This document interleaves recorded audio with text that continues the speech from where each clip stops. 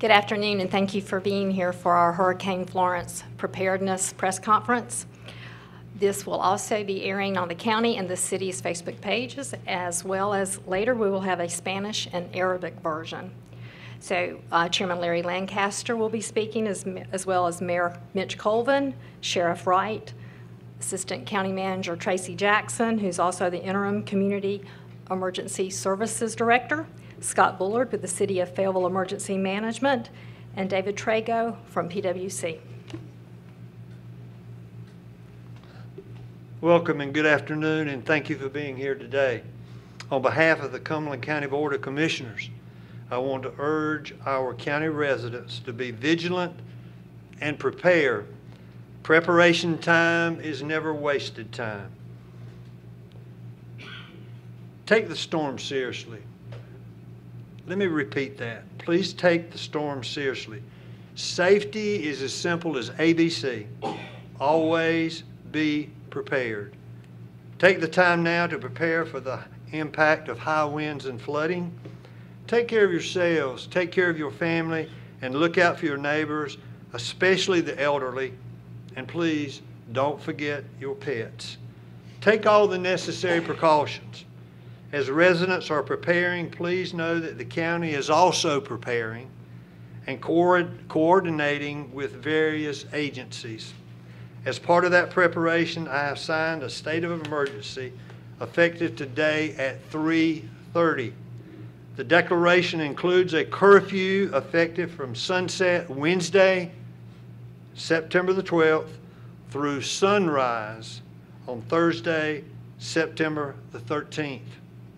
I encourage everyone to sign up to receive emergency alert notifications through Cumberland Alerts, which can be accessed through the county's website.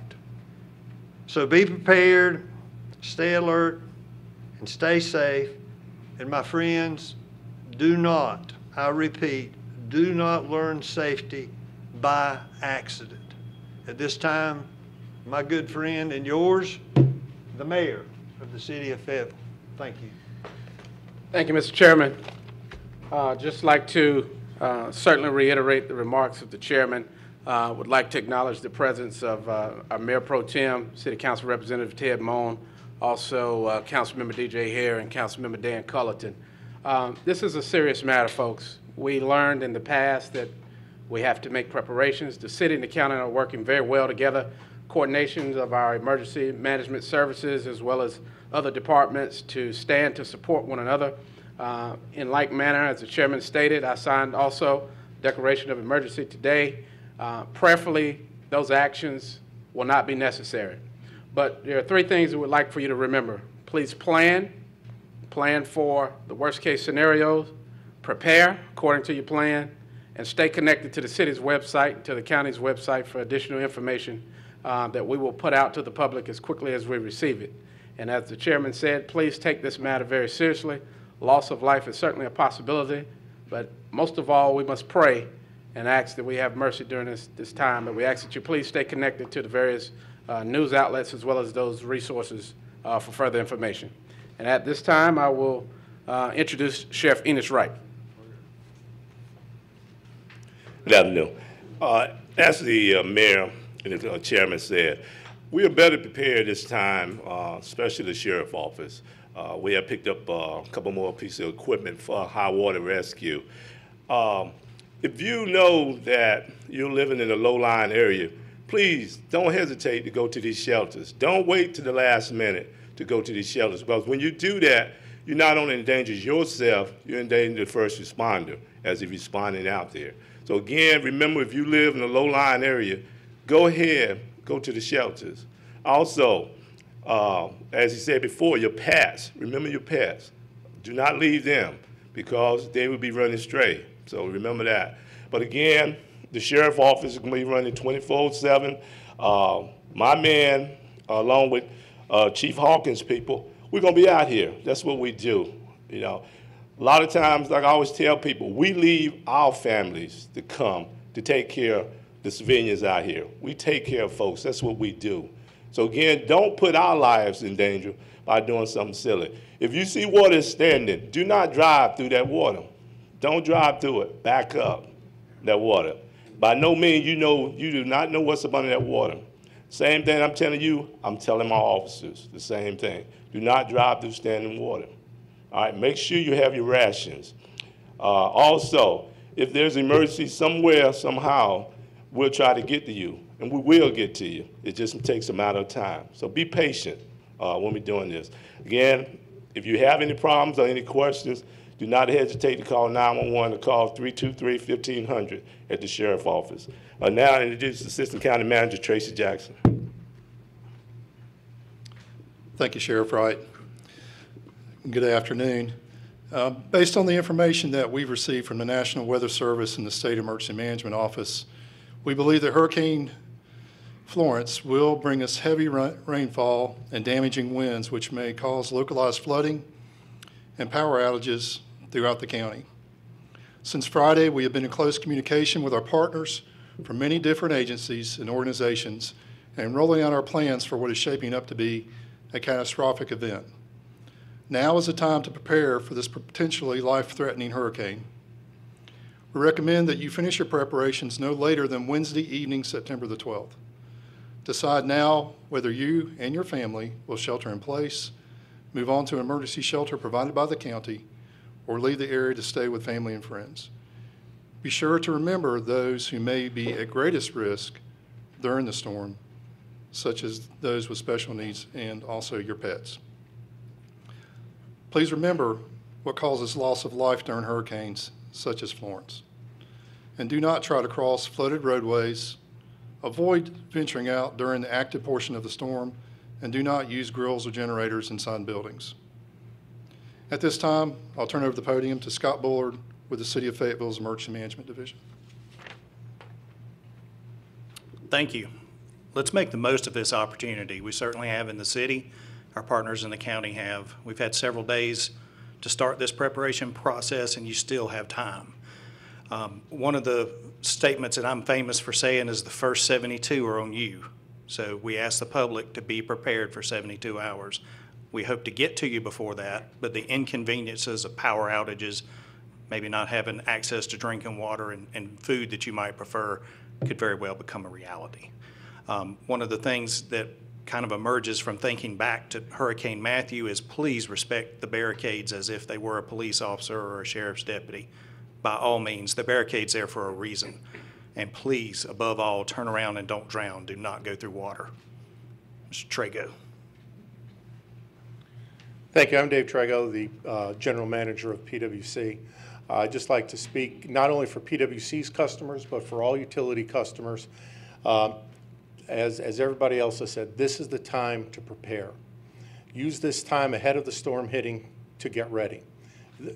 We talked about Hurricane Matthew. One big difference with this storm compared to Hurricane Matthew is the way it is currently forecasted. Instead of tropical force winds when it comes over the city of Fayetteville, we may very well have hurricane force winds. That means we may have more widespread and longer power outages. Just as a note, we talked about the safety of not operating a generator inside the home. Make sure your generator is operating correctly if you're going to use one. And also, if you encounter any down power lines, stay away from them, report them, and let PwC or the utility which serves you know. You just need to know that the elected officials and the public servants up here in front of you are working together to help you weather this storm and do the best job that we possibly can for you, our neighbors. Thanks. Just to let you know where you can get information, I'm Kevin Renato with the City Corporate Communications Department. So from the city side, I ask that you check out our website, FayettevilleNC.gov. We will have everything that we post to the media out there available for the public as well. If you go to the top of our website, there will be an alert banner. It's already there now, which says hurricane storm information, and that will have everything that we've got up there that we put out to the public and other information that we suggest to you along the way, to include shelter openings and other such items. The other thing you can do is check out our city's app. If you go to either the Google or Android stores, you can find our city app at Fayetteville NC. Something that we do have this time that we didn't have last time is the ability to do push notifications. So for those who sign up for this app, we can put information out instantly to you, and we plan to do that quite a bit. So please check out the city's app. And then finally, of course, social media, Facebook and Twitter from the city side, we will be putting out information there. And hi, I'm Sally Shutt with Cumberland County. For residents, you've already heard it said earlier, we encourage you to sign up for Cumberland Alerts. That's the emergency notification system, and you can go to the county's website to do that, and that's co.cumberland.nc.us. Also, the county social media platforms will be pushing out information through our Facebook page and Twitter, and our emergency services Facebook page as well. So again, go to our website, co.cumberland.nc.us. We will have a special Hurricane Florence webpage as well, and there's always readync.org. At this point, we're going to take some questions, so I'll ask Tracy Jackson to come forward, and he'll take your questions. Okay, so one at a time. If you have questions, and if I don't know the answer, we'll defer to our experts that are here behind me. Clarify the times of the curfew again. You said, I heard Wednesday to Thursday, but I thought the storm's going to be ongoing into Friday, possibly beyond. Right, so we've set that up so that it starts Wednesday evening, would run through Thursday. There's always the possibility we'll extend it. We're hopeful. We don't know that this will be the case, that storm may turn and go north out into the, up into a different area, Outer Banks, perhaps, who knows. But if it does not, there's always the potential that's there for us to be able to extend that curfew as needed, based on the situation. Does curfew apply inside the city limit also, or is that a separate curfew, or is that a different jurisdiction, or how's that work? Our state of emergency for Cumberland County was just the county jurisdiction. The cities and the towns will have to do their own declarations. Have you done that? Yes, sir. And Explain a little more about what that means to be under a curfew. Does that mean response times will be a little slower during that time, or explain a little bit about what that means? No, that doesn't mean response time is a little slower. What it means is that if you're at home, you need to stay at home during those hours. Response time should still be the same. But as I spoke before to the county manager, we know folks are going to be out there. We know that. Folks, that's just the way it goes. But we want to advise you, if you don't have to be out there, don't be out there. will you be issuing tickets when people are out there, or you just stop them and say, go home? Now, why would we issue tickets to people out there at that time? No, people out there for a reason. Now, if you're out there doing something unlawful, yeah, we're going to take you in. Okay, but no, if someone out there with a good reason, no, we're going to try to help you. That's what we do. Yes. What are some lessons that we learned from Hurricane Matthew that we can see being applied this time around? I think early preparations, understanding that a storm of this magnitude can have wide-ranging, long-lasting impacts, and that we really want to stress to the public to do everything they can to be prepared so that on the backside of the storm, we don't have as much to have to deal with in terms of response and it stress our resources or tax our resources. So I think that's one of many lessons learned from Hurricane Matthew. Just could you clarify or give me an example, I should say, of something that the public can do that will help y'all on the response end? Sure. So one of the things that was an issue was folks that may have special needs. They may have needs for oxygen, prescriptions, those types of things. Very important to take care of those needs early. If it means contacting your home health care agency, your medical provider, to make sure that you have all those things in place that you need ahead of the storm so that you're not waiting to the last minute trying to get oxygen or trying to get a prescription filled. Those are very important things and challenging for us to provide in a large disaster, especially if there are a number of people that have those needs. So you can help us by taking care of those types of needs and issues on the front end. Yes. Have y'all made decisions on opening shelters, when they'll open, the location, that kind of thing? So we're in the process of planning the shelter openings and locations, and we'll be announcing those in the next day or so. So yes, we do have an idea.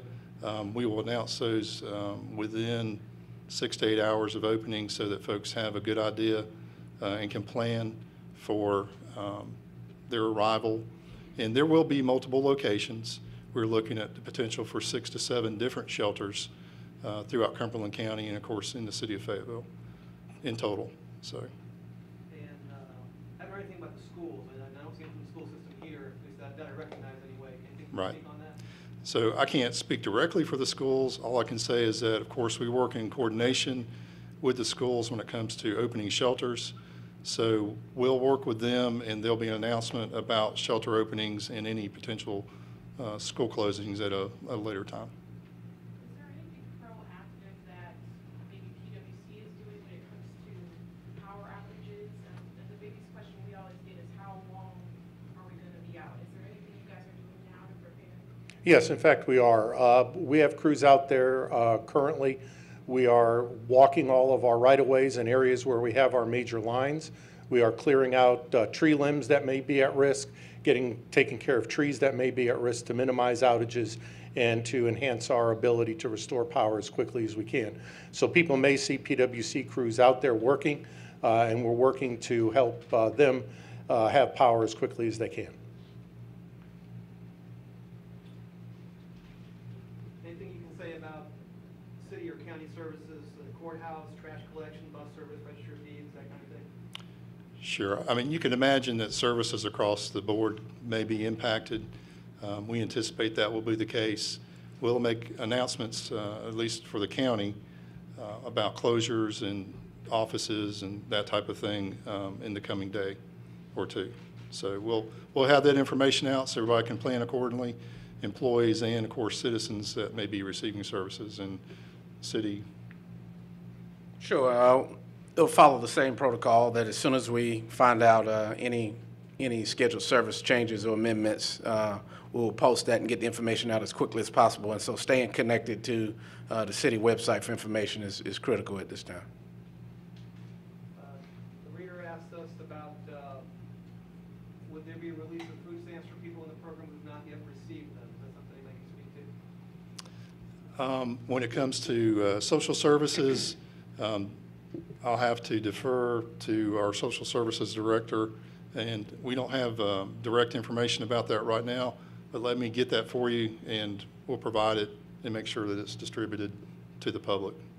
Okay? What about some of the neighborhoods and areas that were heavily affected by Hurricane Matt this time around? Is there any safeguards to kind of help that area out? Any damage from happening? I think that's going to be a challenge. If we're looking at rainfall amounts in the several of inches, they also tell us that if the storm stalls out in our area, it could be double or triple that amount. So there's not a whole lot we can do to prevent any potential flooding that may occur. I think the wise thing for folks to do and to know is that if you're in a low-lying area, go ahead and make plans to find another location for shelter. If that's with family or friends, or if that's coming to an emergency shelter, we will arrange transportation for folks that need it. We just need some advance notice, and those numbers will be distributed, and there will be ways for folks to contact us and obtain transportation if they need it. Sure. And just to add on to that, certainly there's nothing that you can do to prevent several inches of rainfall occurring at one time, but to mitigate that, we have over 11,000 storm drains in the city of Fayetteville, and we ask that if you would look in and around your area, if you see debris or trash in your storm drains, it'd be extremely helpful if you could help remove that, or at least call city services if you see that there's a significant amount of debris, because any mitigation of the water flow in this circumstance will be helpful, but it may not prevent it in its entirety. So. Do we anticipate any area in the community to be hit hardest? I would say that any place that is near a river, creek, or tributary that could be at risk of rapidly rising waters, those are areas that are potentials for being at risk. Hurricane Matthew obviously wasn't that long ago in our memories, so I would say that if you experienced issues during Hurricane Matthew, there's a great possibility you'll experience similar types of issues, could potentially experience similar types of issues during Hurricane Florence. Say something to that. Sure. Something we talked about earlier today with that being the item on the table is the fact that the watersheds have fundamentally changed from Matthew. There were earthen dams lost. There were basins that have changed their physical features. So just because something might have spared someone or hurt someone in Matthew, you have to be careful using the past as a predictor of what the future is going to be. So it's going to be all the more important just to simply be vigilant as far as your personal situation and your neighbors. And that's something we celebrate in this community, both city and county, and that's something we would hope would happen, is look after one another. I think that the real takeaway here is that the volumes of rain that we potentially get are going to cause problems, and just everybody be vigilant and be cautious. So you're more concerned about the flooding than the wind, or just? It's a combination of things. It actually is any impact from the storm, which would be flooding, the heavy rains that may result in flooding, and also the winds. Once the ground becomes saturated and trees start falling, power lines come down, potential for long-term power outages, that type of thing. Have you all been in contact, well, I hope we have, with the state or federal authorities about what kind of assistance might be coming in if we get hit really hard? So this is a challenging situation because it may impact multiple counties and multiple areas in North Carolina. So as has been mentioned, not only do individuals need to be prepared to go for about 3 days, as counties and individual local governments, we may be without rapid assistance from others for a short period of time. It could be 72 days, or excuse me, 72 hours. God forbid it's that long. So please understand that when it comes to response from other folks, we've made those requests and we look forward to having assistance. There are some folks on the ground in the area simply because of the distance from the coast. They're staged to respond if the worst happens at the coast. But if they're not needed at the coast, we might be able to draw those resources here locally. But only time will tell when it comes to what's available. We've made the request. We made sure folks know in Raleigh what assets and resources we believe we will need. You're speaking like National Guard? Not so much National Guard as I am Swiftwater Rescue, medical units, other types of things, generators. National Guard, my understanding, has already been called up. So those folks are going to be out there and available.